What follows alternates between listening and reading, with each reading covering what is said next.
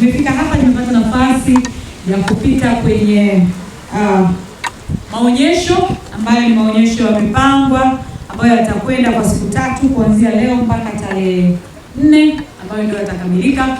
Lakini niwapongeze zaidi, maonyesho haya naona yamekwenda na kauli mbiu, hii ni wiki ya uchangiaji wa damu salama. Na naona pale kazi inaendelea. Manake huwezi jua nani atatumia hiyo damu. Inawezekana ukawa wewe mwenyewe. Kwa hiyo niwapongeze sana kwa sababu tuko kwenye wiki ya uchangiaji wa damu salama. Tuombe kujitokeza kwa kiasi kikubwa tuweze kuchangia damu, tuweze kuokoa maisha. Lakini niwapongeze sana kwa research na maandiko mazuri ambayo tumepata nafasi ya kupita na kuyaona. Ni kazi kubwa inafanyika na wanafunzi wetu. Na serikali inatambua kazi yenu mnayoifanya, na sehemu kubwa ambayo imekuwa nzuri zaidi tunapoelekea 2050 kwenye dira ya taifa, tunasema tunaelekea kwenye kidijitali, lakini nafasi kubwa wapewe wanaofanya research, na ninaona sehemu kubwa imeonyesha research tulizozifanya, lakini sehemu kubwa kuna innovation. Na wiki yetu ni wiki ya utafiti na ubunifu. Kwa hiyo tunaona jinsi ambavyo tunatamani kuwa na scientific research ambazo zinatupa majibu ambayo ni majibu ambayo yatasaidia community au yatasaidia wananchi, lakini yatakayoleta mabadiliko makubwa katika nchi yetu, katika kuinua uchumi, lakini kuongeza nguvu kwenye jamii, lakini kuleta mabadiliko makubwa kwenye jamii, lakini kuongeza uelewa mkubwa kwenye jamii na kuondokana na vitu ambavyo ni negative kwenye jamii, ili katika kuboresha mambo mengi ya nchi yetu. Lakini niendelee kupongeza, nimeona kuna tafiti ambazo zinaunganisha tafiti na viwanda, kwa maana ya kwamba tunapoelekea kwenye ujenzi wa viwanda, ni vema tafiti zikaunganishwa na viwanda kuhakikisha kwamba matokeo tunayopata viwandani iwe ni sehemu ya tafiti ambazo tumezifanya. Lakini nimeweza kupita pia na kuona kuna tafiti ambazo zinatengeneza vifaa tiba, lakini vinatengeneza vifaa mbalimbali ambavyo tunaweza kutumia.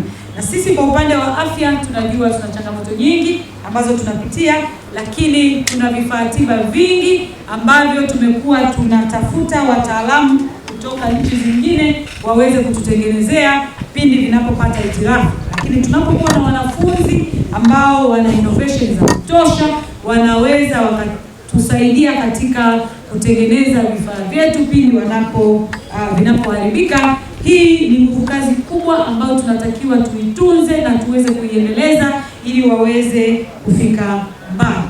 Na hii ni tumetengeneza mobile app ambayo mobile app tumeipa jina Dr. Best Friend. Is a friend actually kwa sababu mbili.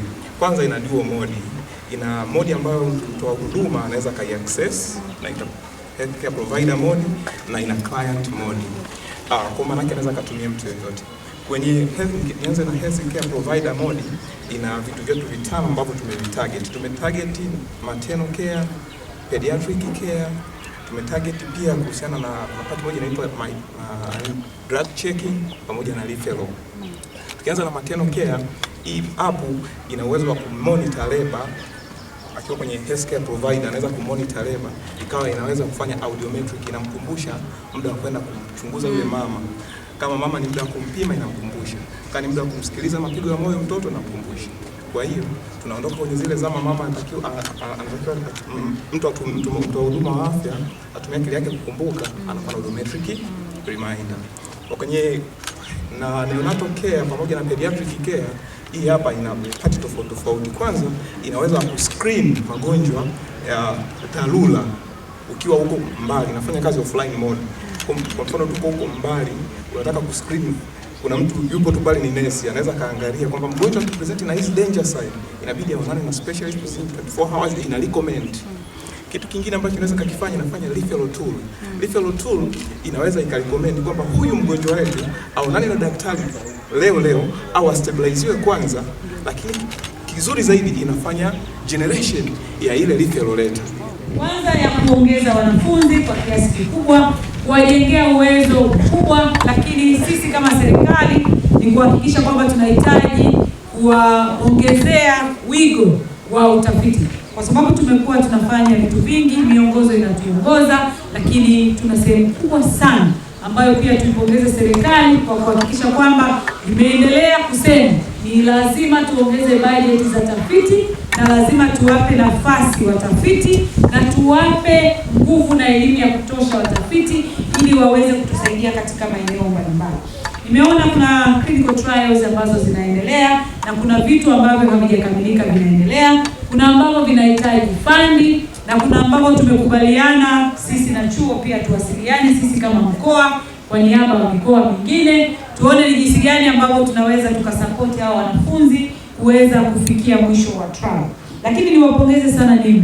NIMR ni sehemu ya serikali na ni sehemu ambayo inatakiwa kusaidia kwa asilimia kubwa kuwainua vijana wadogo kwenye tafiti ambazo wanaendelea nazo, lakini ziwe tafiti zitakazoleta matokeo makubwa. Lakini tunajua kabisa research nyingi mara nyingi zinakuja na scientific evidence. Kwa hiyo tunatamani kufanya kazi kidijitali, tunatamani kufanya kazi kisayansi. Kwa hiyo niwaombe sana vijana tujitokeze kwa kiasi kikubwa, tuandike maandiko, tuandike research, tuchapishe research zetu kwa kiasi kikubwa. Tuna walimu wazuri wanaweza wakatusapoti, tuhakikishe tu tunakuwa dedicated kuhakikisha kwamba haya yote tunayoyafanya yanafanikiwa. Na hili katika kuhakikisha kwamba tunapata community yenye uelewa wa kutosha, tunapata community yenye mabadiliko makubwa, lakini jamii yenye usalama. Tunaamini kutumia research tutapata usalama zaidi, kwa sababu tutapata matokeo ya kisayansi, na tunapoelekea kwenye matumizi ya kidijitali itatusaidia kwa asilimia kubwa.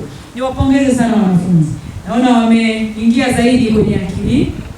Naita akili nini? Akili mnemba. Matumizi ya AI. Kwa hiyo tunatakiwa kuingia zaidi huko, kwa sababu sasa hivi serikali pia iko kwenye utaratibu wa kuunganisha mifumo. Tunatamani kutoka kwenye makaratasi tuingie kwenye kidijitali. Kwa hiyo hata research zetu tunazozifanya tunatamani kuzifanya zaidi za kidijitali, lakini tupate nafasi zaidi za kuongeza innovation za kidijitali. Zitatusaidia kwa kiasi kikubwa. Na kwa kuweza kutufungulia maonesho yetu haya ambayo yataenda kwa siku 3. Hotuba yako ilisheheni mambo mazuri na mambo ya kutukumbusha, na tumeyazingatia. Kama tulivyokwisha ongea kabla ya hapa, tutafuatilia hayo yote.